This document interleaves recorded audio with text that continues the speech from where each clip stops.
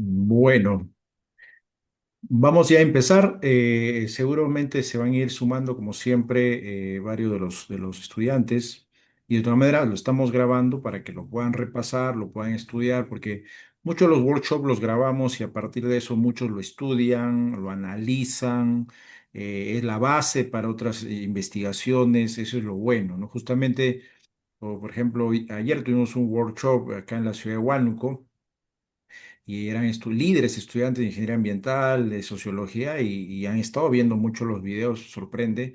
Y entonces todo material que tengamos es la base para varias investigaciones, emprendimientos que van saliendo. Hoy tenemos un invitado muy especial, voy a pasar a presentarlo. Eh, Hoy tenemos a Martín Portillo. Él es licenciado en Educación de la Universidad Nacional Mayor de San Marcos, es conferencista en temas de economía y desarrollo de políticas económicas y conflicto social. Tiene estudios en gobernabilidad y gerencia política. eh, por la Pontificia Universidad Católica del Perú, en convenio con CAF, ¿no? Es exdirector de Bastiat Society Perú, de ayer, ¿no? AIR. Ex catedrático de la Facultad de Derecho y Ciencias Políticas de la Universidad Nacional Mayor de San Marcos y actualmente promueve el repoblamiento de zonas interandinas con enfoques holísticos y ecosostenibles.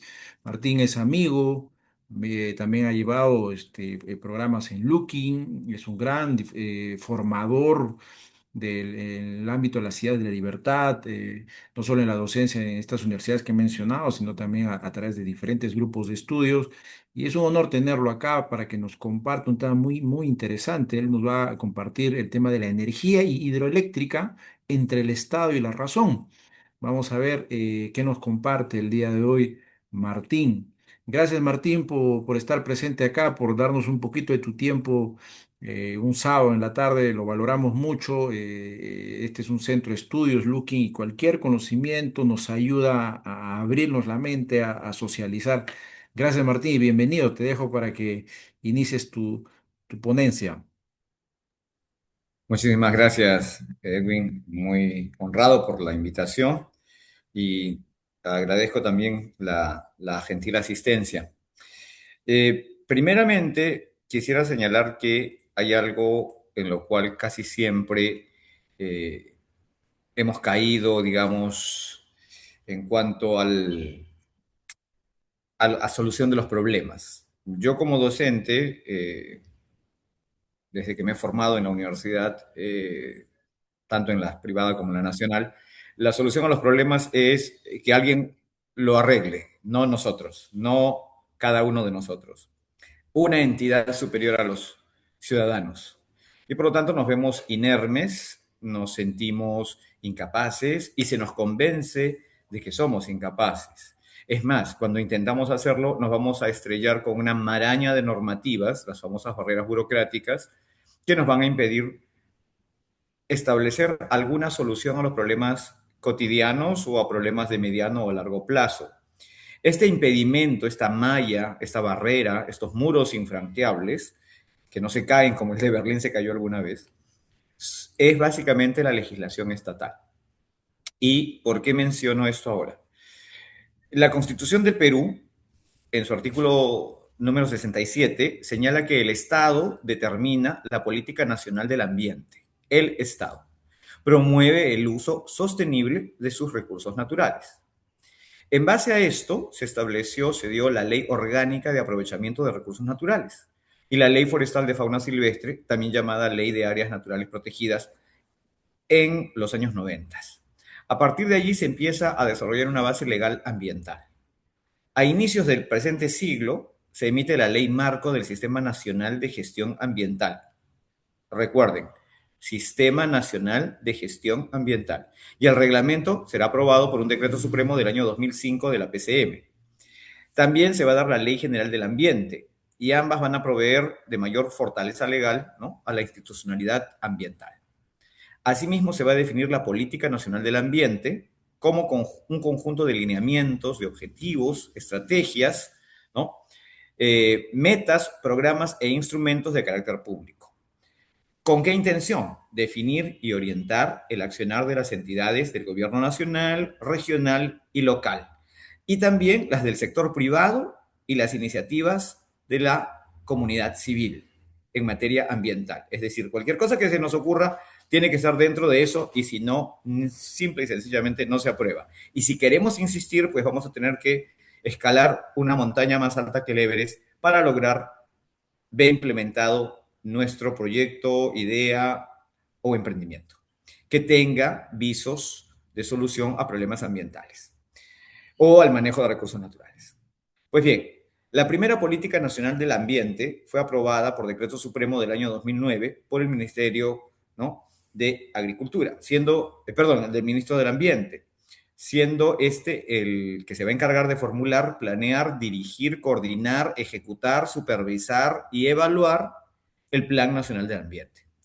El año 18, la PCM aprueba el reglamento que regula las políticas nacionales y por lo tanto se va a señalar que esta norma debe de ser de necesidad para cualquier política nacional que se realice bajo cualquier institución estatal, debiendo adecuarse a esto y teniendo además opinión técnica previa del CEPLAN, ¿no? Si se dan cuenta, todo nos remite a instituciones estatales. Esta además debe ser aprobada mediante resolución ministerial, ¿no?, de acuerdo con las políticas bajo la rectoría del ministerio a cargo. Sobre esa base legal se estableció la resolución ministerial del 16 de agosto del año 19, por el cual se aprobó una lista sectorial de políticas nacionales, ¿no?, bajo rectoría de la institución del Ministerio del Ambiente. Y estas van a ser la Política Nacional del Ambiente, la Estrategia Nacional de Diversidad Biológica al año 2021, que ya se venció, la Estrategia Nacional ante el Cambio Climático al 2021, que también ya se venció, y el Plan Nacional de Gestión Integral de Residuos Sólidos o PLANRES. Bueno, todo esto nos lleva a lo siguiente. Los efectos que tiene sobre la sociedad los cambios que se dan de manera natural o de manera artificial por intervención humana en el ecosistema, en el medio ambiente, eh, deben de estar dentro de un plan, ¿no? Por eso quise llamarle a esto entre el Estado y la razón, ¿no? Eh, si podemos poner el PowerPoint.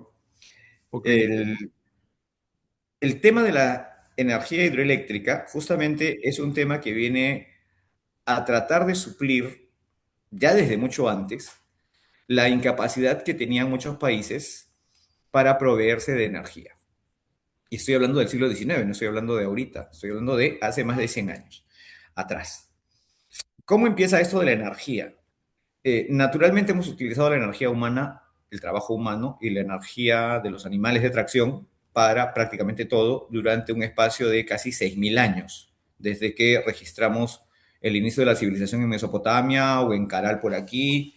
Eh, Siempre ha sido la energía animal, ya sea humana o irracional.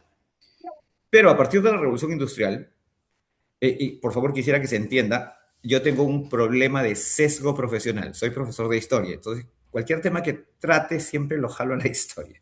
Espero que no los aburra, pero es para darle cierto contexto.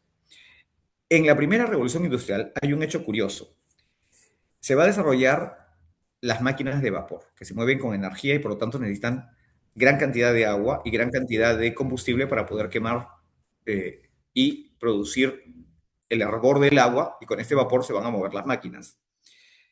Inglaterra va a tener carbón, tiene ríos, tiene lagunas, así que fácilmente se va a industrializar Inglaterra. Por eso la revolución industrial ocurre en Inglaterra y no en otro lugar. Pero para la segunda revolución industrial, que es mediados del siglo XIX, digamos que se democratiza. ¿Por qué? Porque aparecen nuevas fuentes de energía, como la electricidad y el petróleo, el combustible fósil. Y la electricidad se va a producir de una manera bastante simple, por presión o el movimiento de las maquinarias, de los rotores, de los dínamos, perdón, a través de fuentes de agua o corrientes de agua. Es ahí donde surge la energía hidroeléctrica.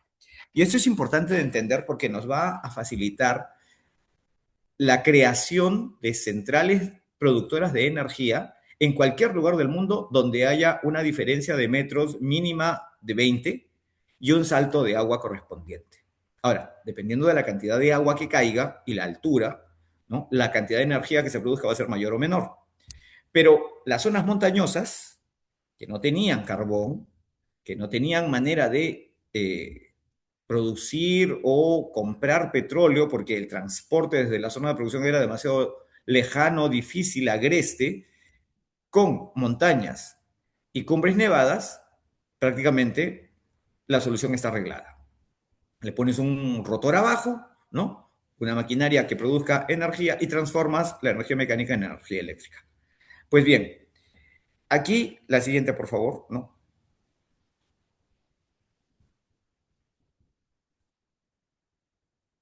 Hay un tema. Estas energías van a comenzar a provocar cambios climáticos, supuestamente. Es lo que hoy en día se señala. Y digo supuestamente por lo siguiente.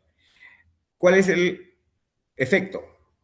¿Medidas tomadas en base al pánico o medidas tomadas en base a una reflexión racional? Los cambios climáticos son generalizados, rápidos y cada vez más intensos, y algunos de ellos, como la subida del nivel del mar o el deshielo de los glaciares, son irreversibles. Sí, ¿cuándo? Cuando han ocurrido cientos de miles de años. De la revolución industrial a hoy no han pasado miles de años, menos cientos de miles de años, pero todo el mundo habla de un cambio irreversible y de una catástrofe, ¿no? En la existencia de vida en el planeta por el derretimiento de los glaciares. Esta cita la he sacado de la página web de la ONU, ¿no? Y la ONU apoya a nivel mundial subvencionar fuentes de energía, entre comillas, limpias. Es decir, empresas privadas que se dedican a la creación, al desarrollo de mecanismos de fuentes de energía como la eólica y la solar, calificadas de limpias, porque no emiten CO2, ¿no? Y por lo tanto, no tendrían el mismo daño que causaría, por ejemplo, el uso de combustibles fósiles, el carbón, el petróleo, el gas, ¿no? También estas energías limpias, entre comillas, ¿no? Serían mucho más eficientes que la energía hidroeléctrica. Lo que este informe y la mayoría de los estudios de la ONU, y pueden revisarse todos los que encuentren, eh, tanto de la ONU como de las instituciones internacionales dedicadas al fomento de energías limpias, estas no van a incluir lo siguiente: los costos, no sé si se puede sombrear, los costos de postproducción de energía, ni el periodo posterior al término de la vida útil de los mecanismos, como por ejemplo los rotores de las aspas para la producción de energía eólica, ni tampoco la descomposición de los paneles solares. Muchos de ellos, ¿no? Al irse degradando, en el caso de los paneles solares, por ejemplo, son altamente tóxicos y envenenan el suelo. Limpiarlo es mucho más difícil que quitarle radiación atómica al suelo, ¿no? Estas sustancias químicas, además, impregnan no solamente el suelo, sino que con la lluvia o con el viento se trasladan ya sea a las aguas subterráneas o a otras regiones. Eso no se indica. ¿Cómo se limpia esto? Las instituciones dedicadas a proponer el uso intensivo de estos medios o mecanismos de energía señalan que hay mecanismos costosos inicialmente, ¿no? Pero que en el largo plazo ellos nos ofrecen que se va a reducir. O sea, no es que ya se está reduciendo. En el largo plazo algún día se reducirá el altísimo costo de esta contaminación. Es bastante grave porque en algunos países, como ustedes saben, los paneles solares se instalaron hace un buen tiempo y ya están a mitad de vida útil o un poco más. Es decir, van a tener una crisis de manejo de desechos tóxicos de acá a 10 o 15 años, ¿no? Y todavía no hay solución de mercado ni solución estatal para este riesgo de contaminación, que es mucho mayor que la contaminación que provoca la emisión de CO2. La siguiente, por favor.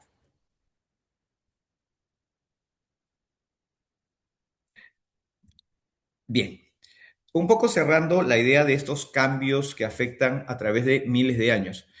Los cambios climáticos no son una cosa anormal, es lo que ocurre en el planeta. Recuerden que hemos tenido varias etapas de glaciación, congelamiento de todo el planeta. Y aún así, el hombre no solamente ha sobrevivido, sino que el hombre ha aparecido gracias a estas glaciaciones. Recordemos que el hombre aparece en el África, ¿no? Es una pequeña lección de evolución humana. No somos seres humanos en ese momento, éramos otros seres o eran otros seres que van a ir evolucionando, adaptándose justamente a los momentos de frío y a los momentos de calor que van a durar miles de años, ¿no?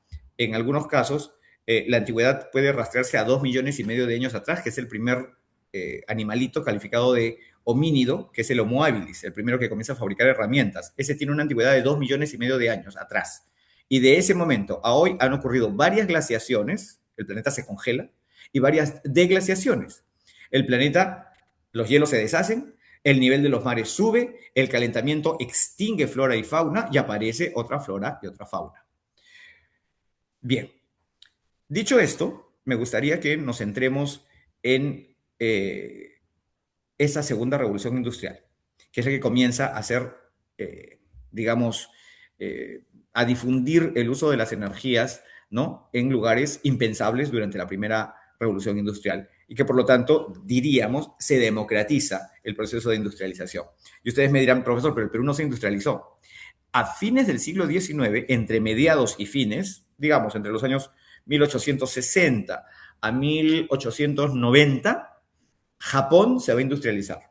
Japón, que era una economía y una sociedad política y religiosa de carácter feudal. Recuerden que ellos no tenían armas de fuego, usaban espadas. Los samuráis eran las armas letales del momento, eran los misiles, eran las bombas nucleares de la época, en Japón. Pero el resto del mundo ya tenía armas de fuego, tenía cañones, ¿no? En el siglo XV ya hay cañones en España, en Francia. Los japoneses no. Los japoneses siguen usando armas de hierro, ni siquiera tienen acero. El acero se inventa en la Segunda Revolución Industrial. Pues bien, 1858, Japón es bombardeado por Estados Unidos y otras potencias europeas para obligarlos a abrirse al mercado mundial y poder comprar y vender con los demás países. Japón estaba cerrado, al igual que China. ¿Qué hace Japón? Después de ser derrotado y obligado a abrirse, decide, ¿no?, adoptar ese conocimiento, esa técnica, esa tecnología de los vencedores para no volver a pasar por la vergüenza de ser bombardeado y vencido. Y es allí donde Japón empieza su carrera a la industrialización. Y ustedes pueden ver cualquier documental sobre el Japón moderno, está a años luz del Perú. Y en ese momento, 1858, el Perú le lleva de ventaja más de 50 años en desarrollo técnico-científico al Japón, 1858. 1958 ya son 100 años que han pasado y Japón ya está muy adelante del Perú. Hoy están más adelante todavía. No se sientan mal, no se depriman. Tiene que ver con el uso de las energías y la forma como utilizamos las energías. Otro país que es muy pobre, pero tan pobre, que básicamente tiene campesinos, porque es una zona montañosa, y las zonas urbanas, un poco de llanura, de ríos que, así como el Rímac, encuentra su cauce, bueno, acá en el mar, allá en Suiza, en lagos, y entonces el relieve es más llano, ¿no? Allí se desarrollan algunas ciudades que desde la Edad Media son comerciantes y son muy ricas, ¿no? Y constantemente están en pillaje franceses, austriacos, alemanes o españoles, ¿no? Entrando por allí. Entonces, Suiza es una tierra de nadie casi.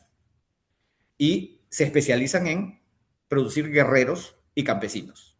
Estos campesinos que cosechan, siembran, esquilan sus ovejas y sus cabras, si no les alcanza, envían a sus hijos como soldados mercenarios a los ejércitos europeos.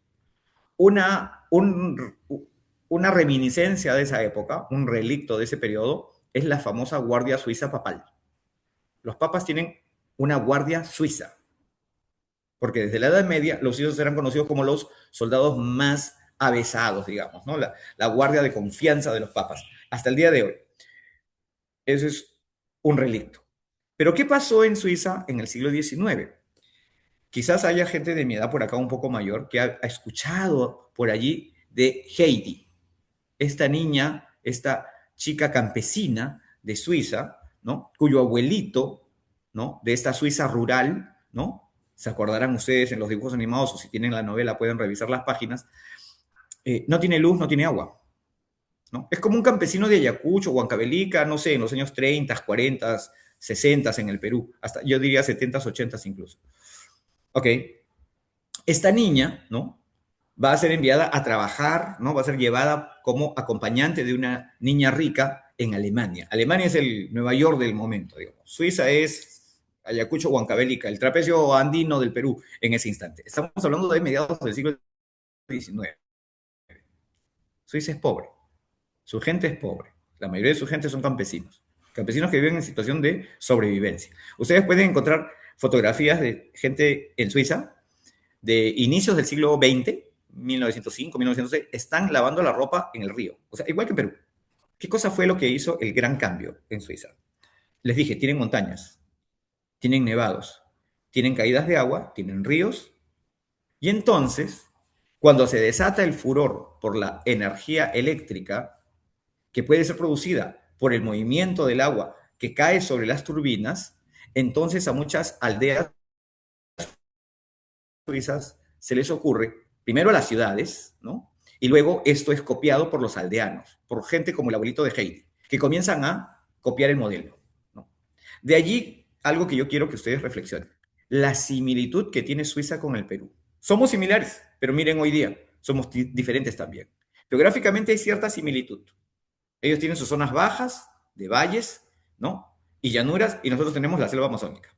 Y más al costado están las grandes montañas. Nosotros tenemos los Andes, ellos tienen los Alpes, que separan Suiza de Italia. Y ahí están las nacientes de los ríos.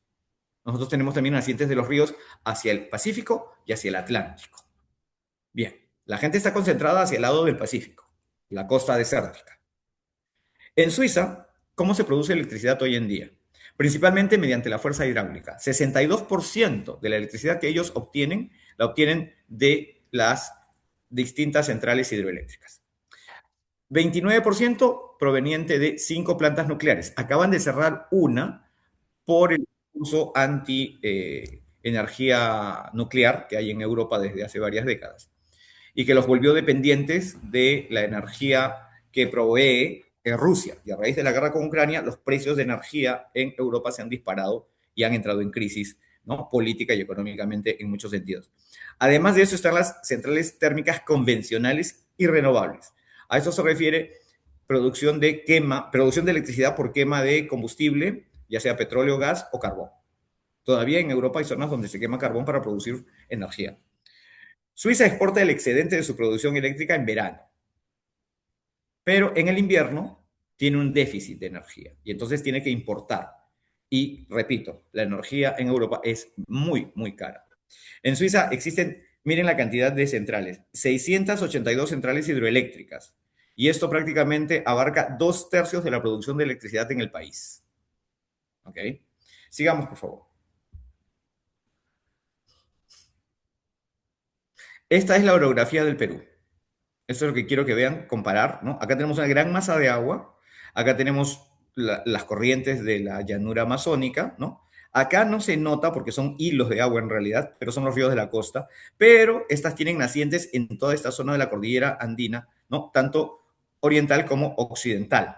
Y por lo tanto, hay velocidad, hay altura y en algunos casos hay suficiente caudal como para generar electricidad, ¿no? Al estilo de las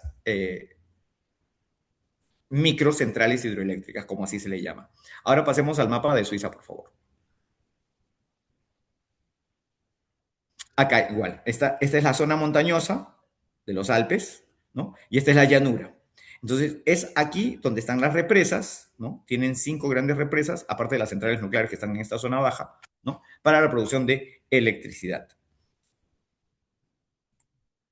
Eh, bueno, dejemos las ideologías todavía no, eso, ahora estamos en un tema más técnico. Ya vamos a llegar por ahí de repente. Sigamos, por favor. Pero gracias más bien por la anotación. Luego la retomo cuando tengamos que explicar, ya van a ver a dónde vamos a llegar y nos vamos a sorprender de lo modernos que somos. Las fuentes de energía de Suiza, de acuerdo con un informe del año 22, ¿no? Los suizos necesitan energía. El consumo, ¿no? Bruto de energía se reparte. Petróleo, 36%. Energía nuclear, 19%. Hidroeléctrica, 14%. Gas, 12%. Otros, acá están las energías renovables, las limpias, etcétera. Las centrales hidroeléctricas, repito, producen 62%. Las nucleares, 29%. Y estas son las convencionales y las de energía renovable, solo 9%. ¿No? Y esto ellos lo ven como una cosa negativa. Ellos tienen que reemplazar las centrales nucleares y tienen que reemplazar las centrales hidroeléctricas por plantas de energía renovable que produzcan de manera limpia. Ergo, plantas solares y las famosas aspas o molinos de viento. Pues bien, se va a dar una ley, ¿no? El año 18. Ahorita están, desde el año pasado, están proponiendo un referéndum respecto de la ley de electricidad, pero ese es otro tema. La idea era reducir el consumo de energía por habitante, ¿no? Pongámonos a pensar todos nosotros en nuestras casas, en nuestros domicilios, cuántos foquitos de luz dejamos prendidos en habitaciones en las que no estamos. ¿Cuántas veces dejamos la televisión, la radio, la plancha encendida, prendida? La cocina, si es que es eléctrica, se queda allí. El gas está allí calentando, sabe Dios qué cosa, ¿no? Es decir, ¿cuánto derroche de energía tenemos? Pues bien, en Suiza están apostando por reducir, por ejemplo, en Suiza hay una cosa que es de locos. Las calles andan oscuras. ¿Por qué las calles andan oscuras? Porque si no hay gente no necesitas luz. Entonces, la iluminación pública tiene sensores de movimiento. Si pasa una persona, la, el alumbrado público se enciende. Si no hay gente, eso es eh, Suiza el año 1300. No ves nada, literalmente nada. De repente te encuentras con una vaca que te muge delante, porque en algunas ciudades hay establos dentro de la ciudad, y es una locura. Si tú caminas, recién se comienzan a encender las luces. Entonces, eso es parte de una política de Estado que es reducir el consumo energético y desarrollar las energías renovables, ¿no? Abandonar la energía nuclear. Aunque yo no voy a hablar de energía nuclear, pero particularmente voy a dar mi opinión. Espero que en algún momento ustedes investiguen sobre esto. La energía nuclear no es tan nociva como se dice y en muchos casos es muchísimo más segura, porque los accidentes en centrales nucleares han sido escasísimos estadísticamente comparado con accidentes que se han generado o contaminación que se ha generado por otras fuentes de energía, ¿no? Eh, la presa más grande de ellos, ¿no? Es la de Grande Dixens. Creo que tenemos una foto más adelante. La siguiente, por favor. Este informe es del año 2022, o sea, de hace 4 años. Esta es la presa. Es la presa más alta del mundo, ¿no? Suiza en general, tiene una gran cantidad de embalses para producir electricidad. Tiene 220 embalses, ¿no? Y esta se sostiene, ¿no? Hasta 285 metros de altura. Esta pared mide esa altura y produce energía para 500.000 de familias. ¿Okay? La siguiente, por favor. Vamos a ver otra vista de esta. Ok, la energía es producida por 4 centrales hidroeléctricas. 3 de ellas están bajo tierra, ¿no? El salto más alto de agua del mundo es de 1.800 metros. Tiene una altura, la caída de agua de 1.800. Ya se imaginaron ustedes con qué fuerza cae el agua y cuál es la potencia de producción eléctrica que tiene, ¿no? Equivalente a un reactor nuclear. Y esto se produce en solo 3 minutos, ¿no? La anterior, por favor. No, la siguiente, la siguiente. ¿Había otra más? Ah, ya, acá. Las fuentes de energía limpias en Suiza. La mayor parte de la electricidad en Suiza, ¿no? Proviene ahora de energías renovables, ¿no? Principalmente la hidroeléctrica. Pero 7% viene de la energía solar, la eólica y de la biomasa. Y el resto de la energía nuclear. La producción, ¿no? Varía dependiendo del año. Y la producción actual proviene de 650 grandes centrales hidroeléctricas. 1.000 de ellas son pequeñas. Ojo con este dato. 1.000 de estas son pequeñas. Eso quiere decir que son mini centrales hidroeléctricas que proveen a poblaciones locales, a alguna pequeña ciudad, ¿no? O a algunas 2 o 3 ciudades que están interconectadas entre ellas. 4 centrales nucleares, recuerden, una ya la cerraron, y 37 parques eólicos, ¿no? Además, también tienen centros o centrales, perdón, fotovoltaicas, que son estos campos, ¿no? Sembrados de paneles solares, ¿no? Y 900 centrales térmicas todavía, las que funcionan con incineración de residuos, carbón, petróleo o gas. La siguiente, por favor.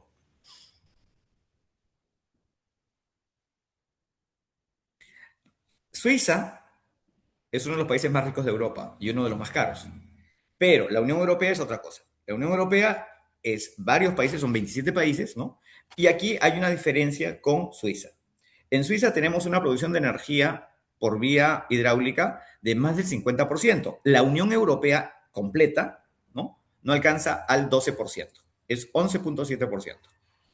La energía solar la producen a través de subvenciones, implementación de proyectos a gran escala, ¿no? Y la eólica también. Es decir, aquí hay aproximadamente más del 30% o 30%.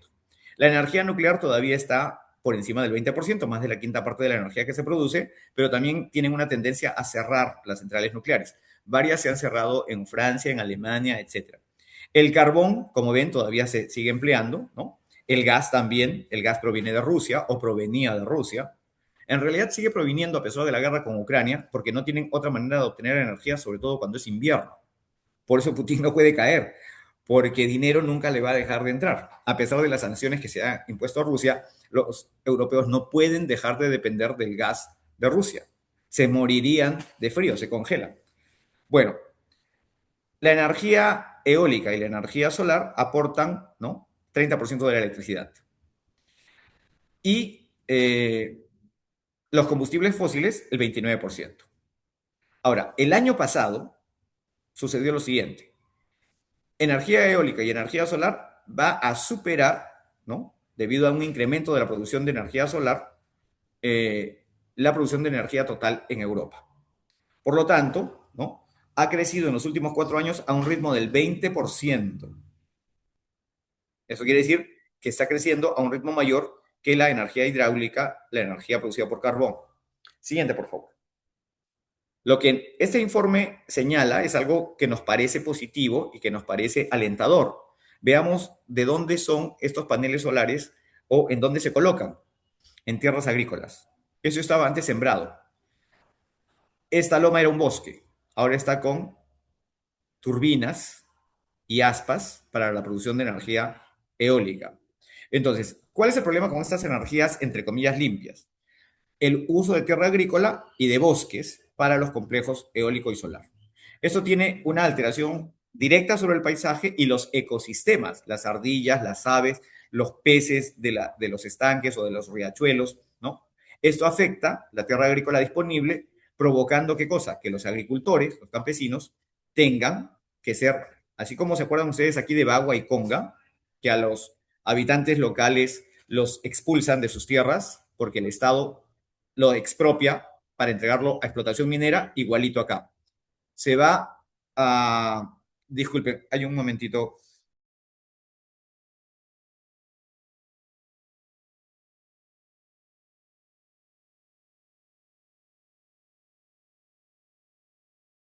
Bien, volvamos.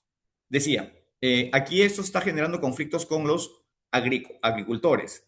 En el caso español, el último año 2025, el gobierno actual ha sido realmente, podríamos calificar de crimen ecológico, porque para imponer el uso de placas solares y de turbinas de producción eólica, han deforestado vía expropiación, incluso violenta, a los campesinos de tierras de producción de aceitunas. España es famosa en el mundo por su producción de olivos, por su producción de aceitunas y el aceite de oliva.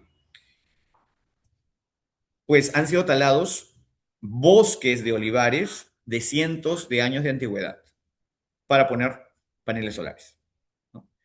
En lugar de utilizar, y ese es el reclamo de los agricultores, en lugar de utilizar tierras estériles, tierras vacas, que simple y sencillamente reciben sol en la zona sur de España.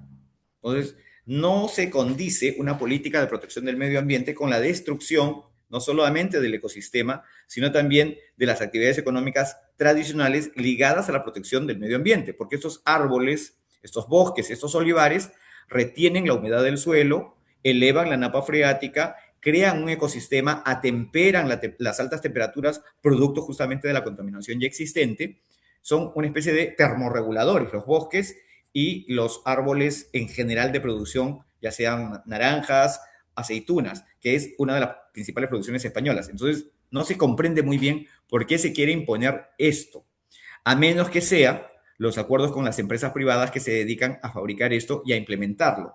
Porque la producción de energía solar y energía eólica es muy cara. ¿Por qué es más barata respecto del petróleo o los combustibles fósiles hoy en día? Porque recibe subvenciones. El gobierno les entrega, ¿no? O les rebaja costos, impuestos, les da exoneraciones y de esa manera pueden competir. Entonces, no es una medida realmente favorable para la economía, tampoco es favorable para el medio ambiente.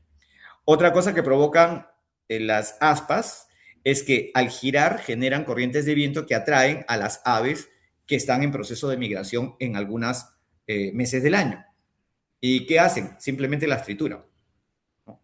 Entonces, hay muchos casos de aves que están incluso en peligro de extinción, tanto en España, en Francia, en Inglaterra, que las aves terminan muertas. En Holanda también hay fotos horrorosas y no quiero apelar al sentimiento, sino a la preocupación que supuestamente se tiene por el medio ambiente y las especies en vías de extinción. Y reitero, la degradación de los fluidos de estas turbinas, ¿no? Y la descomposición de las placas luego de su vida útil tienen tóxicos, tienen sustancias químicas de alta toxicidad para los suelos y las fuentes de agua, ¿no? Porque esto se va a ir por la humedad hacia la napa freática subterránea. Otro detalle es que el alto costo de regeneración de estos suelos, ¿no? Y el alto costo de reciclaje de estas placas y de los fluidos, ¿no? De estas aspas. Además, el material del que están elaboradas, ¿no? El proceso de producción, dicen los que están a favor, el proceso de producción contamina, ok, pero, ¿no? La vida útil de estas justifica esa contaminación porque se puede producir energía con un menor grado de contaminante. Sin embargo, lo que no nos dicen es qué hacemos después cuando ya estas aspas cumplieron su vida útil, ¿no? Hay que renovarlas. Ok, ¿qué hacemos con todo el material de estas aspas? Hay que partirlo, hay que reciclarlo. Bien, todo eso tiene un altísimo costo, además de, en algunos casos, ser altamente tóxico. La siguiente, por favor. Inestabilidad de la energía, de la provisión de energía por fuentes renovables, ¿no? La generación eólica en Europa cayó. Miren, hace un momento vimos el aviso de un informe que decía que se ha elevado la energía eólica y solar. Sin embargo, a pesar de eso, la energía eólica cayó un 4% el año pasado, ¿no? Y la electricidad procedente de la energía de las centrales hidroeléctricas, la energía hidráulica, bajó 11%. ¿Debido a qué? Bajos niveles de lluvia, ¿no? Por lo tanto, los embalses no llegaron a cubrirse y no se pudo producir tanta energía a través de las represas. Y esto es un hecho que viene ocurriendo ya hace varios años. Hay muchas represas, casi todas en realidad, en las zonas montañosas europeas, que uno puede ver la marca de agua de las décadas anteriores, ¿no? Y es siempre mayor que la cantidad de agua en el momento de mayor acopio actual. Entonces hay una tendencia a una disminución de las masas acuíferas, ¿no? Habría que medir si en el Perú está pasando lo mismo o no. De hecho, que está pasando lo mismo, pero no hay estadísticas muy claras al respecto. La energía fotovoltaica, la energía de procedencia solar, ¿no? Marca un nuevo récord, ¿no? Tiene un avance, ya lo vimos antes, del 13% respecto del año 24. Sin embargo, a pesar de esto, ¿no? La producción es menor a los años anteriores. Producto de esto. Ahora, la producción de electricidad renovable en Europa, esto implica la Unión Europea más Reino Unido, que no es de la Unión Europea, Noruega, Suiza y los Balcanes, que tampoco son la Unión Europea, cayó respecto del año anterior, respecto del 24, ¿no? Por una disminución justamente en la producción de energía eólica y la hidráulica. Aun cuando la energía solar se incrementó, ¿no? Un 13%. Pero recordemos, la energía solar se está incrementando porque se está expropiando tierras y se está sembrando de paneles solares, ¿no? Es una transformación de la matriz energética prácticamente de manera dictatorial, ¿no? A mano militar. La siguiente, por favor. Bien. Eh, Vimos que Suiza tenía 1000 centrales hidroeléctricas que no eran grandes, ¿no? Y les dije, Perú se parece a Suiza, Suiza se parece al Perú, ya vimos el mapa. Y hablamos del abuelito de Heidi, un campesino. Pues bien, en el Perú también hay campesinos que tienen sus cerros y allí hay un detalle. En el distrito actual de Muquillauyo, que antes fue comunidad campesina, a inicios del siglo XX ocurrió lo siguiente. Lo he puesto aquí porque ustedes me imagino van a compartir esto, pero lo voy a leer igual. Los comuneros de Muquillauyo trabajaban en las minas de Cerro Pasco y La Oroya a inicios del siglo XX.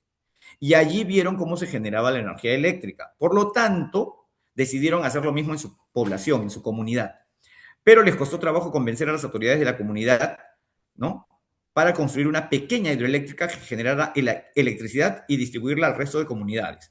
La gente, los mayores, no entendían cómo Michi, a través de unos cablecitos de cobre, iba a pasar energía y se iba a prender, ¿no? Unas esferitas de vidrio, ¿no? Los focos. Sin embargo, tanto insistieron que terminaron aceptando. Y en 1917 toda la comunidad aceptó el reto. Se arma entonces una comisión creada por estos comuneros. Recordemos que los comuneros en esa época básicamente eran analfabetos. Acá no hay alguien que fue a la universidad. Es simplemente que se dan cuenta de que en la mina hay luz eléctrica. El campamento, el ingeniero tiene una oficina con luz. Entonces los campesinos dicen, bueno, también queremos lo mismo para nosotros, ¿no? Y se averiguan, consultan, se enteran cómo es todo esto y luego convencen a sus jefes de comunidad. Se establece una comisión para recaudar fondos y otra para la adquisición de los equipos. Se van a alquilar, la cuestión es de dónde sacamos plata ahora para todos estos gastos, ¿no? Los potreros comunales los van a alquilar para tener una entrada por allí y también van a recolectar dinero vendiendo parte de sus ganados y parte de la producción de trigo, cebada y quinoa, que generalmente ellos la usaban entre ellos, pero ahora lo convierten en un bien transable. Con todo este dinero van a comprar turbinas y generadores de la empresa Westinghouse, una empresa norteamericana. Y ojo, lo más resaltable es que son personas analfabetas a inicios del siglo XX. Están haciendo exactamente lo mismo y bajo los mismos criterios que los campesinos de Suiza, que también en gran mayoría eran analfabetos. El abuelito de Heidi, ¿se acuerdan? No era completamente alfabetizado. La comisión técnica, ¿no? Que ellos van a establecer, que van a contratar gente, especialistas, técnicos, ingenieros, ubica entonces en un lugar apropiado desde donde se puede construir un canal de agua con una caída suficiente para impulsar las máquinas generadoras de electricidad. Eso se va a hacer en pocos meses, porque obviamente ellos van a turnarse para realizar esta obra. Desarman los equipos, las maquinarias se importan, todo se trae en barco hasta el Callao, del Callao, ¿no? Las maquinarias más grandes se desarman como si fuera un rompecabezas y esto va a ser trasladado, ¿no? Hasta Junín, hasta la comunidad de Muquillauyo, a más de 3.000 metros de altura, ¿ok? Las partes más pesadas, para poder ser transportadas, van a armar andas, algo así como para el Señor de los Milagros, van a armar y van a formarse cuadrillas, los cargadores del Señor de los Milagros, pero esos son los cargadores de la turbina Westinghouse, ¿ok? Abrazados hombro con hombro, llevaron las turbinas y generadores, ¿no? A fuerza bruta, hasta la zona de Muquillauyo. Van a cruzar, porque no había puente en esa época, el río Mantaro, ¿no? Así, cargando la turbina. O sea, imagínense todo esto, ¿no? Es una cosa realmente asombrosa. Cuentan los más antiguos pobladores que de otras comunidades vinieron a ayudarles, ¿no? Siguiendo probablemente las antiguas costumbres del Aini o la Minca. Sigamos, por favor. Aquí tenemos unas imágenes, ¿no? De cómo está hoy en día, totalmente abandonado, y esto es algo así como el Machu Picchu de la época. Acá tenemos, ¿no? Acá no tenemos el ladrillo de los 12 ángulos, pero es una padrilla de ladrillo de la segunda hidroeléctrica, que es del año 58, la primera más antigua, que se inicia el año 18, ¿no? Se abren las compuertas de agua que con la fuerza de su caída hizo dar vida a este equipo electrógeno. Las turbinas y generadores empezaron a funcionar y la luz fue una realidad en el Valle del Mantaro. Es la primera hidroeléctrica del Valle del Mantaro. ¿Y por qué ellos lo hacen? Porque además se sienten ligados al Perú y para ellos va a ser un orgullo poder electrificar no solo su comunidad, sino las comunidades aledañas e incluso parte de la ciudad de Jauja para celebrar, adivinen qué, los 100 años de la independencia del Perú, que es en 1921. Las demás comunidades que se van a beneficiar son Guaripampa, Ataura, Muqui, Huancani y, repito, la ciudad de Jauja. Para el año 58 se amplía la capacidad de la central hidroeléctrica con nuevos equipos, ¿no? Que es esta de aquí, la del año 58, y esta va a funcionar hasta el año 2000. Las bases del reservorio de agua, ¿no? Con el paso de los años se han ido desestabilizando. Esto ha provocado la rotura de muros de contención y lamentablemente el Estado no se especializa por poner a veces administradores adecuados, ¿no? Y esto ha llevado a la clausura de esta hidroeléctrica. En la actualidad, los comuneros de Muquillauyo, ¿no? Desean hacer funcionar nuevamente la hidroeléctrica como un tributo, ¿no? A sus abuelos.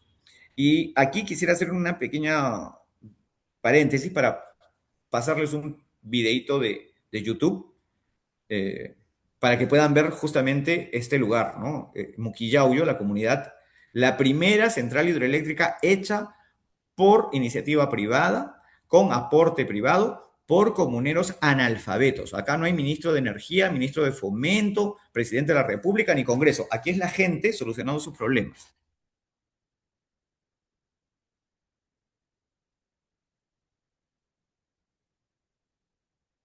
Sí, no podríamos. Podemos activar ¿sí? El volumen. Entre las sombras del Valle del Mantaro yace un testigo silencioso del pasado, los restos de lo que alguna vez fue la columna vertebral enérgica de la región. Nos encontramos ante los despojos de la que fue la primera planta hidroeléctrica de este majestuoso valle, un monumento a la ingeniería, un recordatorio de la importancia vital que tuvo en su tiempo. Esta central, que en su apogeo alimentaba la vida eléctrica a numerosas localidades, incluyendo la emblemática ciudad de Jauja, ahora se encuentra en un estado desolador. Abandonada yace como un gigante dormido, mientras la naturaleza, inclemente pero indudablemente hermosa, reclama su territorio. La maleza trepa por sus muros, el musgo acaricia sus piedras y el paso del tiempo parece desdibujar los vestigios de su grandiosa historia. Es difícil no sentir una punzada de tristeza al contemplar este espectáculo. ¿Cómo es posible que una obra que representó el trabajo titánico de nuestros antepasados, que hizo realidad un sueño de progreso y desarrollo, ahora yace en el olvido, amenazada por la indiferencia y la implacable fuerza de la naturaleza? Cada ladrillo, cada engranaje Bien, oxidado, aquí hacemos lleva una consigo pausa la historia de un esfuerzo. y vamos a pasar al minuto 6:40, creo que era. Avanzamos un poquito. Al 6:40 creo que era. No recuerdo bien.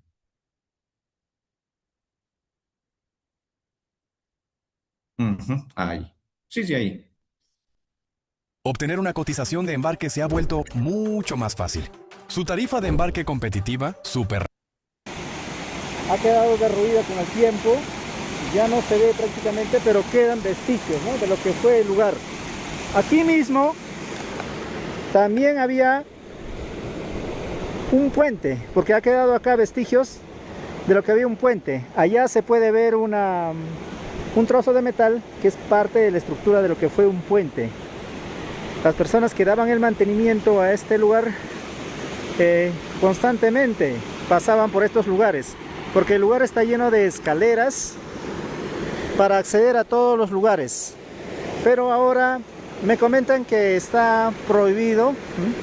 Para poder entrar allá al lugar necesito tener el permiso de la presidenta de acá de la comunidad de Muquillauyo. Obviamente no he pedido ningún permiso, por ende pues hay que respetar, ¿no?, las políticas de acá del lugar. No puedo acceder.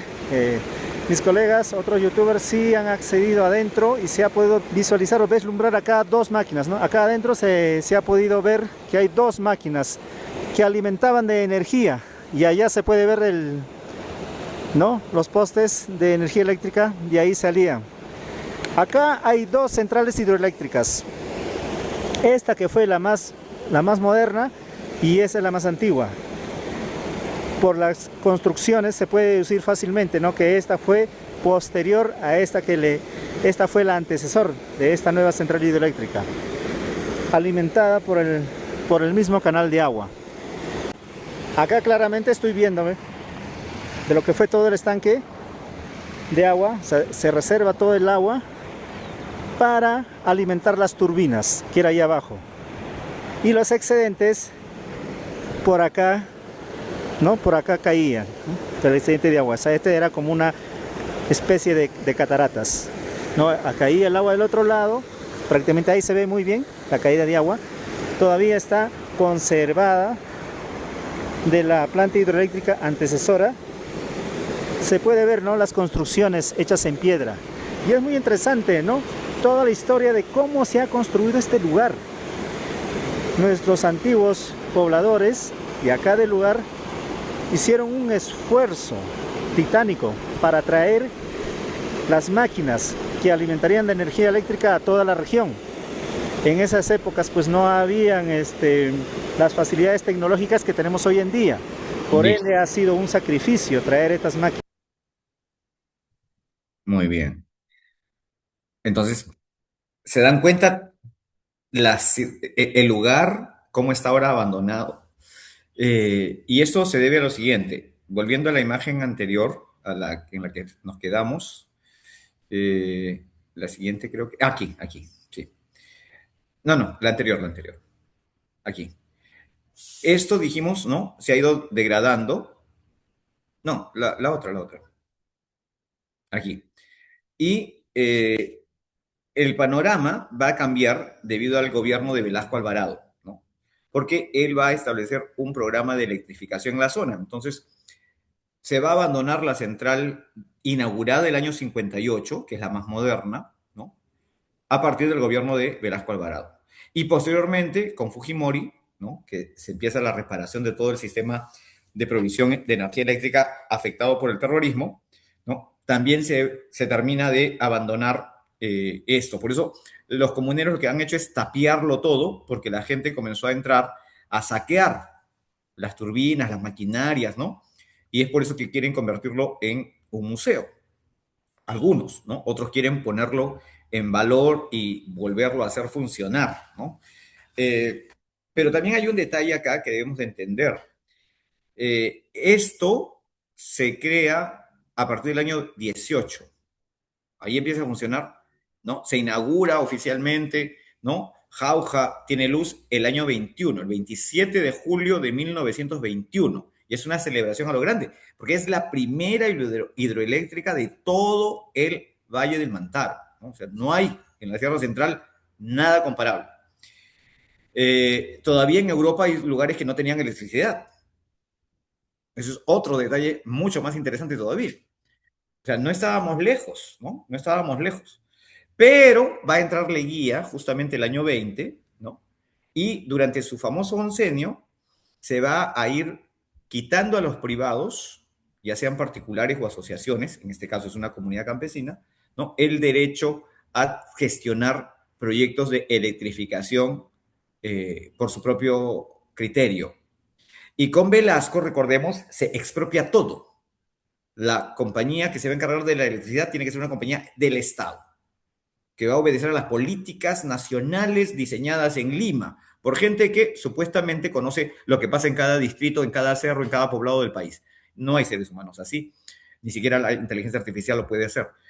Pero bajo esa idea, que es el mito de la capacidad de concentrar el conocimiento en pocas manos y por lo tanto establecer un plan nacional de desarrollo eléctrico, ¿no?, Velasco expropia todas las empresas eléctricas comunales, privadas, etcétera.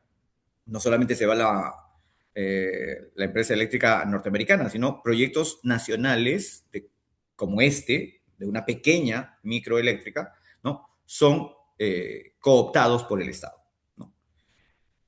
Y allí viene el tema de quién debe proveer los servicios, el Estado, ¿no?, o la razón, es decir, la gente que piensa, evalúa sus circunstancias particulares y ve una oportunidad, ve una forma de solucionarlo sin representar un riesgo para nadie más, ni siquiera para ellos, ¿no?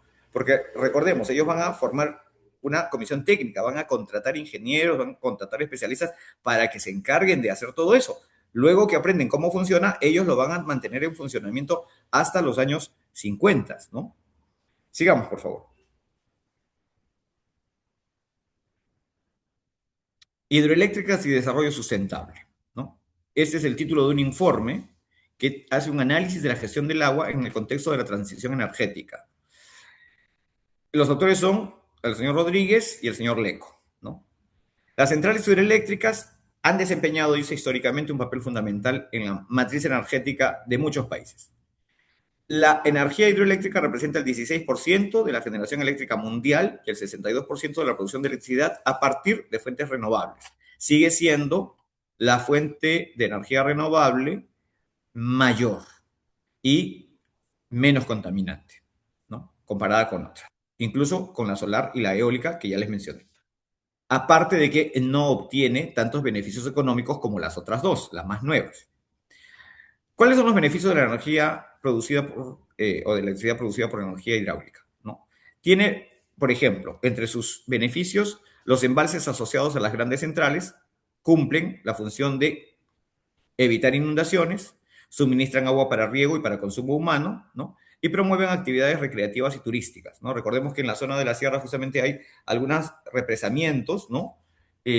Donde se han, con este flujo de agua, con este caudal de agua, se han hecho criaderos de truchas, ¿no? Y eso atrae gente que va a los restaurantes y mira los criaderos, y es una actividad turística que hasta los años 80 era bastante conocido, ¿no? Ir a comer truchas a Junín. No sé si todavía eso se ha mantenido, pero hasta los 80 recuerdo mucho. El terrorismo generó mucho temor y eso dejó de, al menos en los 90 ya no volvimos a escuchar de eso.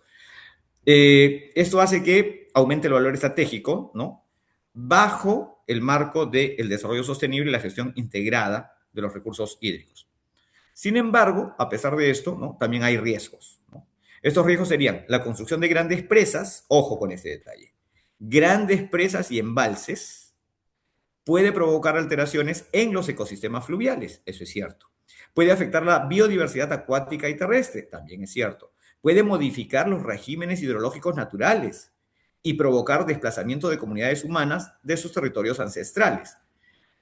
Eso ha pasado, por ejemplo, en el caso de la famosa represa de Asuán, que se construye en Egipto en los años 50, 60. Incluso para poder hacer este embalse del Nilo, se iba a inundar el templo de Abu Simbel, algo así como el Machu Picchu, digamos, ¿no? O el Caral de Egipto, ¿no? Claro que está en piedra en Egipto. Y lo van a desarmar piedra por piedra y lo van a trasladar. Es como que, digamos, vamos a hacer una central hidroeléctrica en Cusco y justamente resulta que el lugar más adecuado es Machu Picchu. Entonces, ¿qué hacemos? Medio cerro nos lo levantamos, ¿no? Y nos llevamos Machu Picchu a otro cerro. Porque eso es exactamente lo que ha sucedido en Egipto. Se traslada toda la construcción faraónica, unas estatuas de más de 20 metros del faraón Ramsés, y se traslada el templo entero, ¿no? Que es metros de metros, ¿no? Cuadrados, a otra sección más alta para que no termine sumergido por la represa de Asuán, ¿no? Las aguas del Nilo que se van a represar ahí. Otro efecto en el curso hidrológico y en el ecosistema, que al acumularse el agua allí, ustedes se acordarán de las clases del colegio o de la universidad cuando se habla de Egipto, ¿no? El Egipto de la zona baja era muy fértil, 3 cosechas al año. ¿Por qué? Por el limo, ¿no? Todo este fango con las sales minerales disueltas que el Nilo arrastraba desde el centro del África y que llegaban al delta del Nilo. Pues bien, como ahora está represado el agua, todo ese sedimento se va para abajo. Y entonces el suelo o el agua se vuelve también muy ácida por la concentración de minerales que tiene en el fango de la parte baja. Y el agua que fluye es el agua que está encima, que ya no tiene nutrientes. ¿Qué hace ahora Egipto? Egipto importa fertilizantes para su agricultura, cuando nunca antes lo había hecho. Y eso es otro efecto negativo de la presa de Asuán, ¿no? Que no solamente es un embalse de agua para evitar las inundaciones y establecer un uso mucho más, digamos, controlado del agua, sino también para la generación de electricidad. Pero tiene estos riesgos, ¿no? Asimismo, hay otro en los últimos años que se le ha sumado a los riesgos, el cambio climático, ¿no? Que añade una capa de complejidad a estas problemáticas.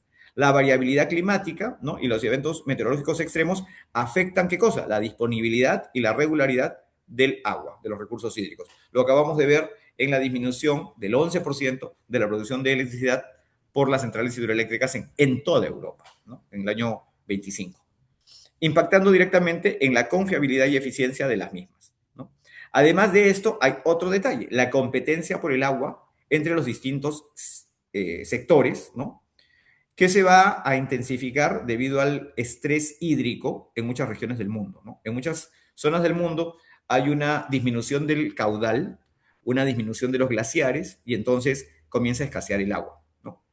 ¿Qué es lo que hay que hacer entonces? Priorizar. ¿El agua va a servirnos para producir electricidad o va a servirnos para consumo humano y para el desarrollo de actividad agropecuaria? ¿A dónde asignamos el agua? Entonces, aquí viene el reclamo que se hace respecto del nexo agua, energía, alimentos, ¿no? ¿Qué preferimos, alimentos o energía? ¿No? Entonces, la energía, ¿de dónde la sacaremos? Es ahí donde viene la opción de la energía solar y de la energía eólica. Pero repito, son mucho más peligrosas, ¿no? Aparentemente limpias, pero son más peligrosas que la producción de energía por vía nuclear, centrales nucleares o incluso por la producción hidroeléctrica. Creo que con esto terminamos las diapositivas, me parece. No le puse un adiós, no le puse el end, el happy end. Bueno, hasta aquí quisiera destacar lo siguiente como resumen, y es que empezamos haciendo un comentario respecto de la Constitución y gran parte de las normativas existentes alrededor de el medio ambiente y el manejo de las políticas ambientales. Y regresamos al final con problemas complejos, diversos, que requieren la intervención de las autoridades, ¿no? Para asignar el uso del agua, ¿no? Ahora se ha inventado el derecho al agua. Yo particularmente considero que el agua no hay un derecho al agua para todos. El agua en todo caso tiene propietarios. Como la Tierra. Cuando la Tierra era muy abundante y había 4 australopitecos, 5 neandertales y 8 homo sapiens, pues el planeta estaba vacío. Y claro, la Tierra era para todos y de todos. Pero cuando la Tierra comienza a estar más poblada cada vez, entonces se comienza a dividir en parcelas, ¿no? Y aparece la propiedad privada, ¿no? Las comunidades tienen tierras en propiedad privada. Y antiguamente, está en la legislación colonial, virreinal, perdón, y en algunos documentos del periodo republicano de inicios, los ríos, las lagunas, se consideran propiedad, ya sea de las haciendas o de los indígenas que tienen estos recursos dentro de la comunidad. Para promover la agricultura en zonas medias y bajas, se van a dar leyes de agua que van a prácticamente expropiar el agua de sus antiguos propietarios o ancestrales propietarios y pasa a ser un recurso administrado por el Estado, ¿no? Y entonces vienen los problemas de quién se encarga del agua y cómo. Pero ese es otro tema. Aquí el tema a rescatar es cómo, frente a la necesidad de energía, al no existir ninguna norma que impida que las personas pudieran crear sus propias centrales hidroeléctricas, las personas lo van a hacer. Y las personas, lo más curioso es esto, lo que nos puede parecer increíble hoy día, ¿no? Gente analfabeta, ¿no? Yo siempre, como docente, le digo a mis alumnos, el analfabeto no tiene una deficiencia mental, el analfabeto simplemente no sabe leer y escribir. Es como una persona que no sabe montar bicicleta o no sabe manejar un auto. Su cerebro está intacto. Y por lo tanto se da cuenta de las cosas y puede ver oportunidades, detectar problemas y diagnosticar situaciones. Y en base a eso, elaborar una propuesta de solución. Es exactamente lo que hicieron. Lamentablemente la legislación peruana, con el correr de los años, ha impedido, ¿no?, que la generación de energía eléctrica siga siendo, ¿no?, un derecho de cada persona, eliminando la capacidad de innovación, la capacidad de adaptación que la población desarrolla en el contexto local, ¿no?, o regional. Es decir, ellos conocen mejor su región, sus necesidades, que cualquiera que está en la capital. Entonces, aquí hay varias reflexiones que hay que tomar en cuenta. Debemos decidir a través de un plan nacional, por ejemplo, respecto de la cobertura de energía o la producción de energía, cuál es nuestra orografía, nuestra geografía, cuáles son los recursos o las fuentes de energía que todavía están disponibles y que podríamos reclamar como utilizables por la propia población sin participación del Estado, ¿no? En todo caso, el Estado que nos envíe policías que se encarguen de proteger la obra y de evitar que alguien venga y se robe las cosas, o que se permita a las empresas surgidas ya sea de la iniciativa personal, individual o comunal o una asociación de madres del distrito, qué sé yo, de Vilquechico, en Puno, ¿no?, que quieren ellas hacer su propia central hidroeléctrica, ¿no? O generar con molinos de repente, aunque, digamos, allí ya saben que tengo mis reticencias, su propia energía eléctrica. ¿Hasta qué punto tenemos que adecuarnos y por qué tendríamos que adecuarnos a un plan nacional diseñado, ¿no? Claro, por técnicos, por especialistas muy cualificados, todo lo que quieran, pero que están sujetos a los vaivenes políticos, ¿no? Algo que aprendí de una cooperante intergubernamental, es una especialista en proyectos de desarrollo que trabaja con varios ministerios, es que todos sus proyectos aprobados entran en suspenso y muchos se caen, aún habiendo sido ya aprobados, cuando cambian los ministros. Cada vez que un ministro cambia, todos los proyectos, todos los trabajos que se han estado haciendo, se paran, porque el nuevo ministro no se sabe qué cosa va a mantener y qué cosa va a cambiar. Entonces, eso le da una inestabilidad mucho mayor que los tsunamis o el derretimiento de los glaciares a la preservación del ecosistema, a la protección del medio ambiente y a la generación con el menor impacto negativo posible de energía. Porque los cambios ministeriales son los que paralizan a veces proyectos muy buenos, muy útiles y de bajísimo costo. Y no porque el ministro sea malo o tenga malas intenciones, sino simplemente porque desconoce o quiere hacer un proyecto propio que salga con su nombre. Un poco de vanidad personal. Entonces, estamos limitados por esto. Si la legislación estatal no entregara al Estado la provisión de energía, ¿no? O la compartiera con la iniciativa privada total y plenamente, es decir, los privados no tienen que pedir permiso, simplemente ven una oportunidad, no hay daño a terceros, ¿no? Entonces procede, ¿no? Como cuando uno, digamos, buenamente quiere almorzar, uno decide dónde compra los materiales o los ingredientes, cómo los prepara y en qué los sirve, ¿no? Ustedes me dirán, profesor, no hay que exagerar, un menú, un almuerzo no es una central hidroeléctrica. Eh, la magnitud en realidad es muy diferente, pero la idea es que no debamos de considerar que para poder solucionar carencias energéticas necesariamente tenemos que depender del Estado. Hay que rescatar estas iniciativas personales porque fueron las iniciativas personales las que hicieron de Suiza la potencia industrial que hoy día es y que lo es desde inicios del siglo XX. Gracias justamente al respeto por las decisiones personales de pequeños colectivos o asociaciones privadas, pequeños municipios que toda la municipalidad con su autoridad a la cabeza decidieron electrificar su zona del mismo modo que la comunidad de Muquillauyo. Por eso esta comunidad que está citada en un texto de historia, que quiero que no sé si se ve en la pantalla, ahí está. Historia del Perú contemporáneo, es un autor de izquierda, por si acaso, o bueno, de centro izquierda. El investigador Carlos Contreras tiene esta línea.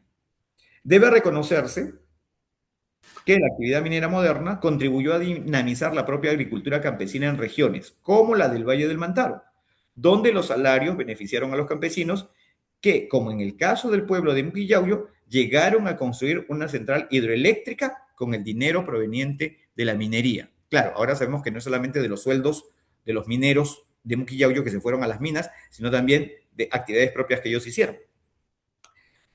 Pero acá se está rescatando, aunque en 3 líneas nada más, ¿no? Esta iniciativa personal. Lo dejo aquí entonces si es que hay preguntas, comentarios, abierto a críticas también que puedan hacerme. Creo que todavía tenemos unos minutos, ¿no? Sí, gracias Martín. Muy, muy, muy interesante la exposición. Nos has hecho reflexionar.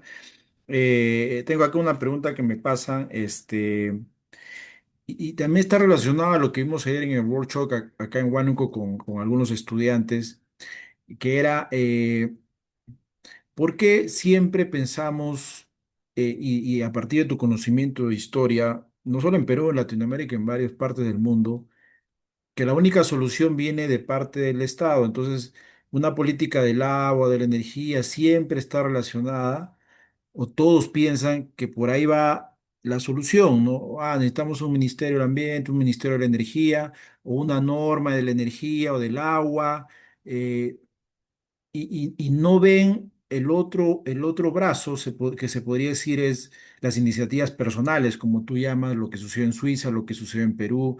Nadie está viendo que hay otro camino. ¿Qué sucede? ¿Dónde esto empezó a cambiar? ¿Por qué todos miran como si hubiera un solo ente que pueda ayudar a solucionar estos problemas y casi nadie ve el otro lado, que es a través de emprendedores, a través de proyectos personales? No lo ven, solo lo ven cuando empezamos a discutir qué ha sucedido. ¿Ha habido un punto de quiebre en algún momento de la historia sobre esto?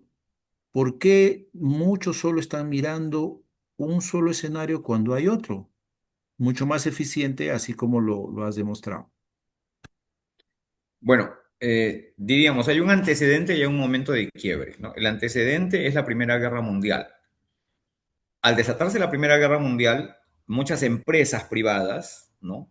Ven una oportunidad, van a vender armamento, van a fabricar más armamento, y entonces en Estados Unidos, en Inglaterra, se temporalmente se estatizan estas empresas, pasan a control del Estado, a control, no a propiedad. ¿Para qué? Para ponerlas a producir para la guerra, pero para evitar que haya una elevación de los precios. Porque si yo tengo una empresa y mi gobierno está en una guerra, obviamente yo le voy a querer vender balas, ¿no? Y como sé que tiene gran demanda las balas, pues le voy a subir el precio. ¿Y por qué le voy a subir el precio? No solamente porque yo soy malvado, que es lo que se pensó, quieren lucrar, sino porque al haber una guerra, toda la red de comercio internacional, de llegada de proveedores que traen materias primas, de técnicos, ¿no? De insumos para la producción, obviamente se afecta, porque hay una guerra. El tráfico comercial internacional ya no es igual de seguro. Entonces los costos se elevan, ¿no? Y esto se traduce en el producto final. Pues para evitar esto, para hacer una economía de escala, ¿no? Que no, entre comillas, pase por esto, en Inglaterra, primero, y después en Estados Unidos, al igual que en Francia también, se pasa a controlar por manu militari las empresas, ¿no? A los empresarios se les ordena, ¿no? Colaborar con la patria, entregando, pues, ya sea armamento, pólvora, balas, etcétera. Eso incluso está recogido en muchas películas que últimamente hablan de la Primera Guerra Mundial, pero está muy claramente señalado en el texto de Milton Friedman, Libertad de elegir. Allí se señala justamente la Primera Guerra Mundial como un momento de eh, empoderamiento del Estado. Luego viene la gran crisis del año 29, la caída de Nueva York. Y políticos y empresarios interesados en obtener protección estatal para no quebrar, para que el Estado lo salve, van a culpar al sector privado en general. Y van a señalar que el Estado debe de pasar a controlar la actividad económica para evitar estos picos, ¿no? Donde hay mucha inversión y grandes caídas de inversión y entonces se desatan pánicos financieros y se desata la quiebra de las empresas. Entonces, para evitar estos picos y haya estabilidad en la economía, el Estado tiene que entrar a regular la economía. Tiene que encargarse de dar permisos para abrir negocios, tiene que encargarse de establecer requisitos para poder ser contratado. Si alguno de ustedes acá alguna vez ha sufrido, ¿no? Eh, una entrevista de trabajo o enviar su currículum de acuerdo con los requisitos que dice, esa normativa y esos requisitos no fueron inventados por el malvado dueño de la empresa o el malvado gerente de recursos humanos. Eso es normativa nacional que se importa de Estados Unidos en los años, inicios de los años 30, ¿no? Porque en Estados Unidos se establece como política nacional justamente evitar que la gente contrate de cualquier forma a otros y luego los despida de cualquier forma. No, hay que evitar, hay que darle estabilidad al trabajador, hay que darle seguridad al trabajador. Y entonces surge el mito de la estabilidad laboral. Eso no existe porque cambia, digamos, cambia la demanda de los consumidores, la gente, qué sé yo, le deja de gustar el yogur. O todos nos enfermamos del COVID y entonces una secuela es que nos volvemos alérgicos al yogur, alérgicos a los lácteos. Lo lamento, pero las empresas de leche, queso, mantequilla y yogur se van a la quiebra. Pues. ¿Y quién va a consumir algo que tiene alergia? ¿No? Digamos, el mercado es así, ya sea por modas o por accidentes, situaciones variables inmanejables, ¿no? Ocurren cambios en el consumo. Y entonces tú que eras un técnico especialista en fabricación de yogures, te quedaste sin trabajo. Entonces no te pueden despedir, porque de acuerdo con esta normativa tienen que reciclarte dentro de la empresa. Pero si la empresa ya no vende nada, ¿cómo tú reciclas? Entonces te declaras en quiebra. Tampoco se establece la prohibición de la declaración en quiebra a menos que el Estado apruebe. ¿Qué sucede? Mientras no te declaras en quiebra, ellos tienen que seguir cobrando. Y entonces terminan de llevar a la quiebra de la quiebra, ¿no? ¿Por qué? Simple y sencillamente porque aparece el mito de que la iniciativa privada va detrás del lucro, no considera la calidad humana, ¿no? Y esta idea es tan fija durante el gobierno de Roosevelt que se va a convertir en leyes que no solamente se aplican en Estados Unidos, sino que se sugieren a los demás países. Y recuerden, después de la crisis, después de Leguía y después de asumir el gobierno Sánchez Cerro, al Perú llega una misión económica norteamericana para implementar las leyes para superar la crisis económica. Y básicamente es un copy-paste de la legislación del New Deal, ¿no? Entonces, a partir de allí, además, como la ambición de los privados puede llevarlos a apoderarse de recursos valiosos y elevar su precio para que la gente no lo tenga, el Estado tiene que encargarse de regular o de controlar esos recursos y de proveerlos el Estado. De ahí viene la idea de que solo el Estado debe de hacerlo, porque se supone que es una administración justa, una administración con vocación de servicio. Bueno, podemos ver África, podemos ver América, Hispanoamérica, de México hasta Argentina, podemos ver muchos países de Asia, ¿no? Y son burocracias muy enormes que se encargan prácticamente de todos los recursos naturales, de toda la riqueza mineral de esos países, y la situación de la población es básicamente calamitosa, ¿no?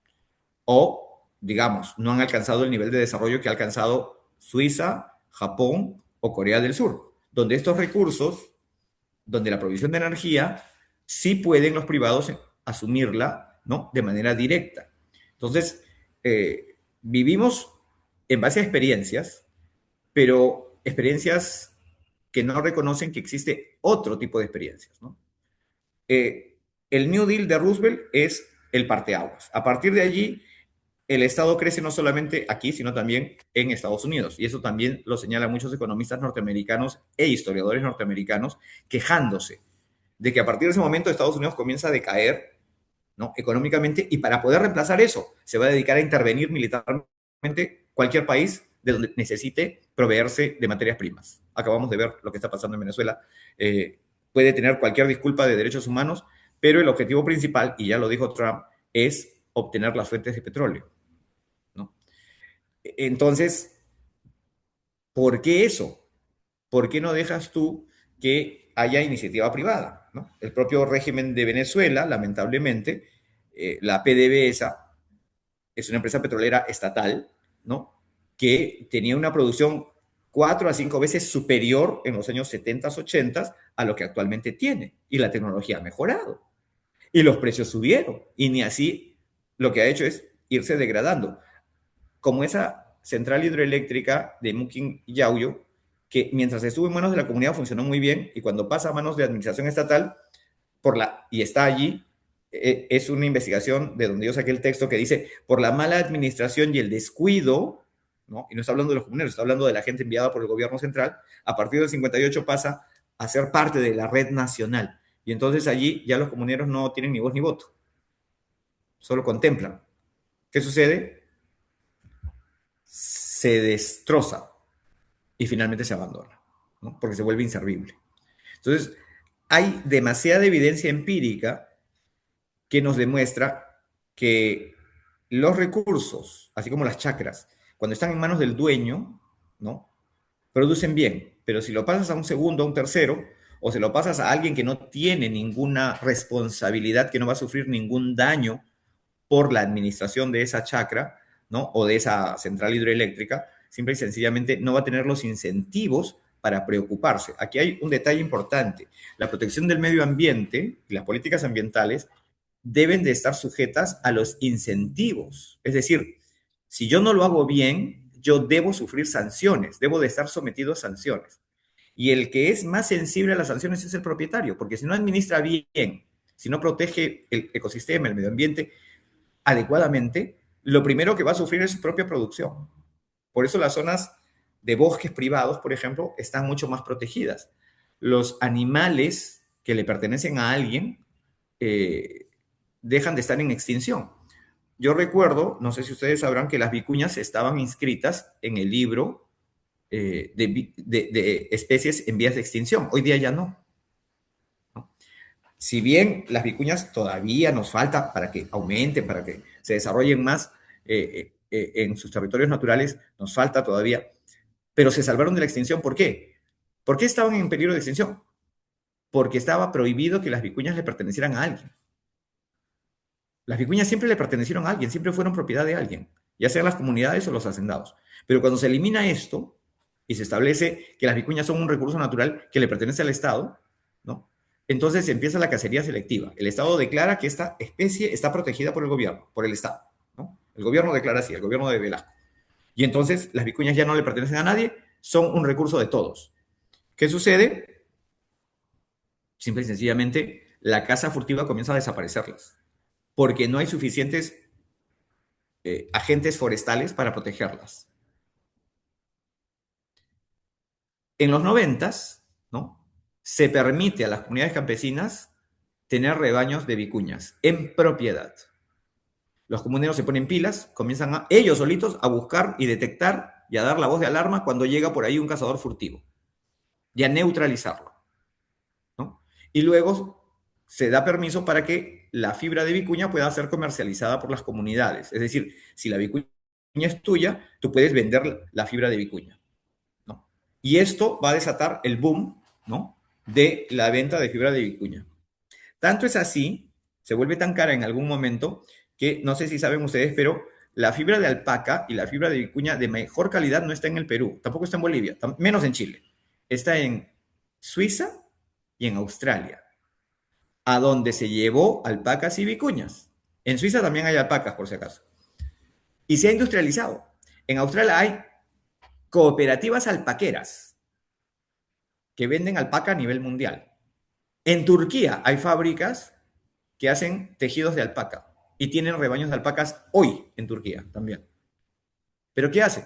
Como son empresas privadas, buscan gente de universidades o de institutos científicos para mejorar, ¿no?, la fibra, para mejorar el cruce genético de las especies, de los rebaños, y entonces elevar la calidad. Adecuar, ven qué pasto es más adecuado. Hay todo un estudio. ¿Por qué? Porque hay una motivación económica. El beneficio de aumentar el rebaño retribuye económicamente, positivamente, en quienes se encargan de esto. Entonces, aquí hay un uso económico. Y esta comunidad de Maquillauyo, ¿no?, va a vender electricidad a estas otras comunidades. Entonces, algo que está prohibido en el Perú hoy día es la venta de energía eléctrica si tú la produces. Nosotros podemos poner acá en Lima, en algunas zonas hay mucho viento, ¿no es cierto? Pues le pones un molinete o 3 molinetes allí, ¿no? Y produces energía eléctrica para ti y un edificio entero o 4 edificios en 4 cuadras alrededor. Se puede hacer, está prohibido hacerlo. Es un delito.